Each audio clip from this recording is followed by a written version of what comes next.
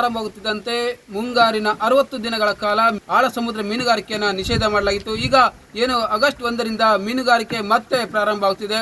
ಆದರೆ ಏನು ಮಳೆ ಆರ್ಭಟ ಒಂದ್ ಕಡೆ ಆದರೆ ಇನ್ನೊಂದು ಕಡೆ ಹವಾಮಾನ ವೈಪರೀತ್ಯದಿಂದಾಗಿ ಮೀನುಗಾರರು ತ್ರಿಶಂಕು ಸ್ಥಿತಿಯಲ್ಲಿದ್ದಾರೆ.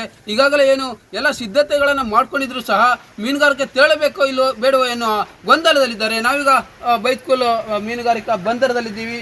ಇಲ್ಲಿ ಮೀನುಗಾರಿಕಾ ಬಂದರಲ್ಲಿ ಬೋಟ್ಗಳು ಏನು ಮೀನುಗಾರಿಕೆ ತೆರಳಲು ಸಿದ್ಧವಾಗಿ ನಿಂತದ್ದು. ಈಗಾಗಲೇ ಬೋಟಿಗೆ ಪೂಜೆಗಳನ್ನು ಮಾಡಿ ಬಲೆಗಳನ್ನೆಲ್ಲವೂ ಕೂಡ ಬೋಟ್ನಲ್ಲಿ ಹಾಕಿಟ್ಟುಕೊಂಡಿರುವಂಥದ್ದು.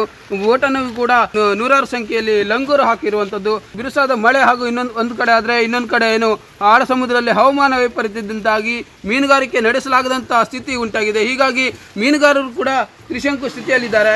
ಈಗ ಮೀನುಗಾರಿಕೆ ತೆರಳಬೇಕೋ ಬೇಡವೋ, ಯಾಕಂದರೆ ಕಳೆದ ವರ್ಷವೂ ಕೂಡ ಮೀನುಗಾರರು ಸಾಕಷ್ಟು ನಷ್ಟವನ್ನು ಅನುಭವಿಸಿದ್ರು. ಮೀನುಗಾರಿಕೆ ನಡೆಸಲಿಕ್ಕಾಗದೆ ಕೈಕಟ್ಟಿ ಕೊಡಬೇಕಾದಂಥ ಪರಿಸ್ಥಿತಿ ಬಂದಿತ್ತು. ಈ ಬಾರಿಯೂ ಕೂಡ ವರುಣ ಅದೇ ರೀತಿ ಏನು ಒಂದು ರೌದ್ರಾವತಾರ ತೋರ್ತಾ ಇದ್ದಾನೆ. ಸಾಕಷ್ಟು ಮಳೆ ಈ ಒಂದು ಜಿಲ್ಲೆಯಲ್ಲಿ ಸುರಿತಿರೋದ್ರಿಂದ ಮೀನುಗಾರಿಕೆ ಕೂಡ ಕಷ್ಟ ಪ್ರಾರಂಭಿಸಿದೆ. ಈಗ ನಮ್ಮ ಜೊತೆ ಮಾತಾಡಲಿಕ್ಕೆ ಸ್ಥಳೀಯರಾದಂಥ ವಿನಾಯಕ್ ಅವರಿದ್ದಾರೆ. ಏನು ಹೇಳ್ತಾರೆ ಈ ಬಗ್ಗೆ?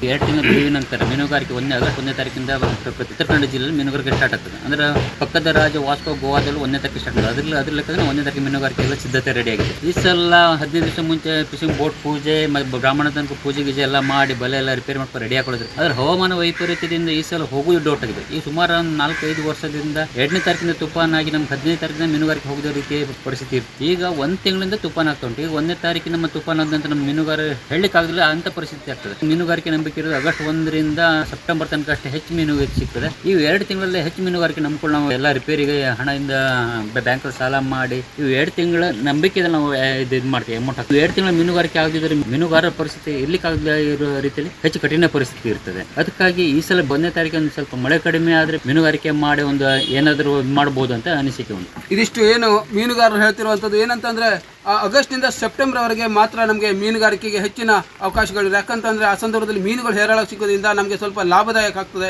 ಇಲ್ಲಿದ್ದರೆ ಆ ಜೀವನ ಸಂಕಷ್ಟದಲ್ಲಿ ಇರ್ತದೆ ಅನ್ನೋದನ್ನು ಮೀನುಗಾರರು ಹೇಳ್ತಿದ್ರು. ಆದರೆ ಈ ಹವಾಮಾನ ವೈಪರೀತ್ಯ ಹಾಗೂ ಒಂದು ಕಡೆ ಆದರೆ ಇನ್ನೊಂದು ಕಡೆ ಮಳೆ ಭಾರಿ ಪ್ರಮಾಣದ ಸುರಿಯೋದ್ರಿಂದ ಇನ್ನು ತ್ರಿಶಂಕು ಸ್ಥಿತಿಯಲ್ಲಿ ಮೀನುಗಾರರು ಇರಬೇಕಾಗಿದೆ. ಕ್ಯಾಮರಾ ಪರ್ಸನ್ ಶಶಿಧರ್ ಜೊತೆ ಪ್ರಶಾಂತ್ ಮಹಾಲೆ, ಕರಾವಳಿ ಮುಂಜಾವು ಡಿಜಿಟಲ್, ಕಾರವಾರ.